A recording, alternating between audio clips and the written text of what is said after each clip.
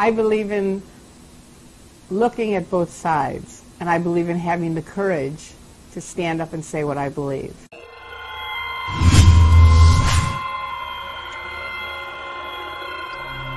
I set out to find out whether or not Scientology was a religion or a money-making scheme. What I found out was baffling. I remember years ago, I heard Tom Cruise speaking about psychiatrists overprescribing prescription medications. I totally agreed with this. People don't need drugs to feel good about themselves or to fix their problems. My first impressions were Scientology seems reasonable. I've been a Scientologist for 30 years. I got in 1969 when I was 19 years old. I was a very young person at the time looking for answers and truths. Kind of answers for how to help people. Like a lot of people, Scientology first grabbed my attention when South Park did their spoof on it. Tom Cruise and Scientology were now the laughingstock of the entertainment industry. But were these Scientologists becoming the victims of religious persecution? This is the Church of Scientology, right? Nigga, I got Satan! I got radiation in my body! Give me Tom Cruise! I need help!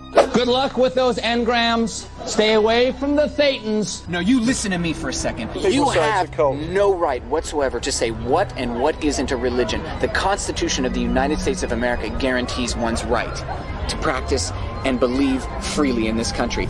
Time to look at Scientology and discover what's below the surface of the jokes. The big party line is everyone's having a great time. But that's what I later found out happens. It's like no one really tells you the truth. When I got in Scientology, that's what I was looking for, truth.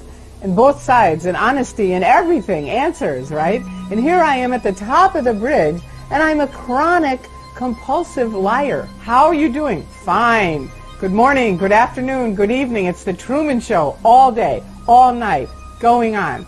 How's OT7? Great. It's a great level. You better get on it. I never wanted to say anything because I didn't have any wins on it. I didn't like it. My first impression was that, wow, just to learn what Scientology is about, you have to pay them money. Being Scientologist, you look at someone and you know absolutely that you can help them. That's what drives me, is that I know that we have an opportunity to really help. If these people really want to help people with their truth, why so much money? Why only help the people that are well off? Talk about increasing the magnitude of understanding. You read the books and you have these lectures that you listen to. Especially when providing such knowledge that cannot even be explained in words. And your reality gets completely blown out.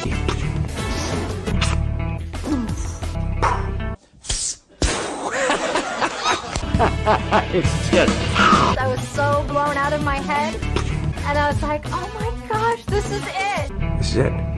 This is exactly it.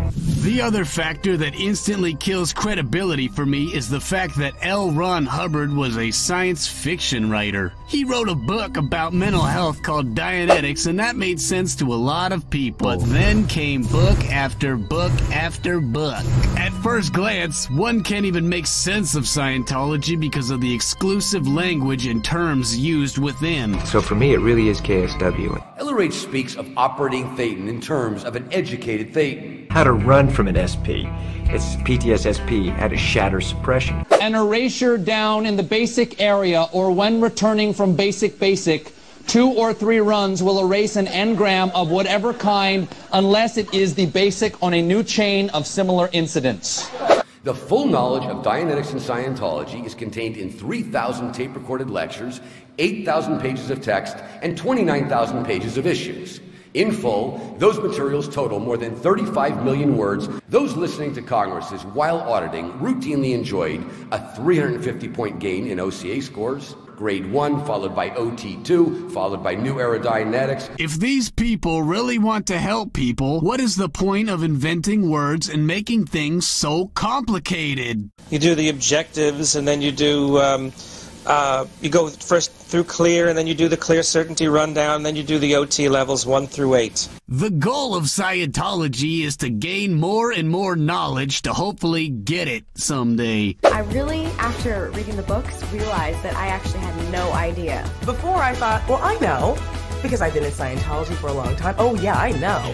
No, I really had no clue. I didn't even know that there was something there that I didn't know. Literally for 7 years, I kept trying to work out what was wrong, that I wasn't getting it.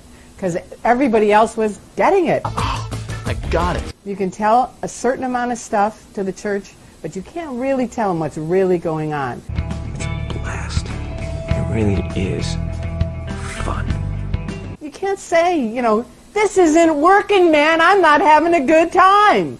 Because you know what will happen? Write out the check. You got a little more set checking to do, baby. That's the way it goes. Because all of us that were on OT7 for as long as we were on it paid and we paid and we paid. We did all those 6-month checks. And then he comes out in front of thousands of people and says, oh, the Solonats auditors are only using 3 out of the 79 tools. And step right over here to the registrar for $25,000. You can pay and get right back on. Thousands and thousands of dollars later, people may refuse to admit they do not understand the message simply because of all the time and money they have invested. But what is this internet group called Anonymous, and why are they declaring war on the Church of Scientology? Hello, leaders of Scientology. We are Anonymous. Over the years, we have been watching you, your campaigns of misinformation, your suppression of dissent, your litigious nature. Anonymous has therefore decided that your organization should be destroyed. Knowledge is free. We are Anonymous. Apparently, the Church of Scientology attempts to sue and quiet all voices of criticism. If you ask questions or attempt to document the so-called religion, hostility will no doubt ensue. What are you afraid of? I'm not afraid. I think you are, Mark. You wouldn't be afraid if you weren't doing what you're doing, Mark. You're doing something. It's proof that you're afraid. You're afraid of the success of Scientology because people are going to find out your crimes. What are they, Mark? Spit them out. It is a hard thing to leave a church like that because you've been in it. You're in the Truman Show. You don't even see the wall. Then you finally see the wall. Now what? Nobody else sees it. The group stands for nothing but good, and you're nothing but bad. And we want to know why, so we can help you. Please tell me why. So we can help you. Well, I'm telling you why. Total freedom. We are for total freedom here, and that scares you. You don't want people becoming more aware and more free. Why is that, Mark? What do you got to hide? We can help you. Why do you attack Scientology? Because of the criminal activities of your organization? Good point. Criminal activities. What are your criminal activities, Mark? Because that's why you're here. The only people that attack the church are people that are afraid of finding something. When you're in the Church of Scientology, there's no one you can call. You can't call them up and go, you know, I'm really thinking about leaving the church. It doesn't work that way. You have nothing. You have no terminal. Now, they're going to say in the church, oh, you have terminals? You can come talk to us. Right, and get locked up in a room and beat up or something. If you're attacking it, then you're afraid people are going to get better. That's all there is to it. It's simple. Lisa McPherson didn't get better. She died. Lost 40 pounds in 17 days because you folks trapped her in a room. This is a bunch of crap. The whole thing. I've been in the church for 30 years, right? This isn't what I think it is. This isn't the Church of Scientology. This is a bunch of crap that I'm living right now. It's like, man, you're either in or you're out. Okay, so I decide, you know what, that's it. I'm out of this place. I'm done.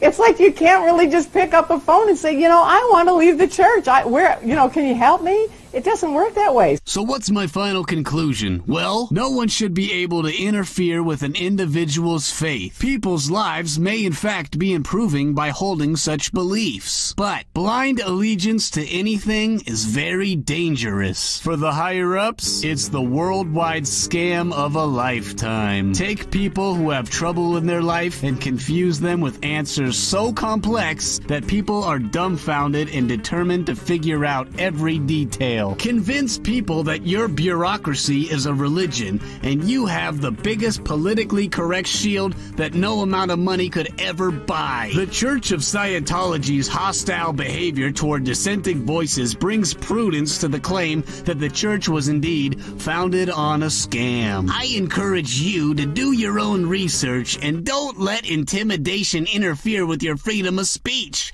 to voice your own opinions. I'm not doing this. It's a lie. It's a fraud. I've had it.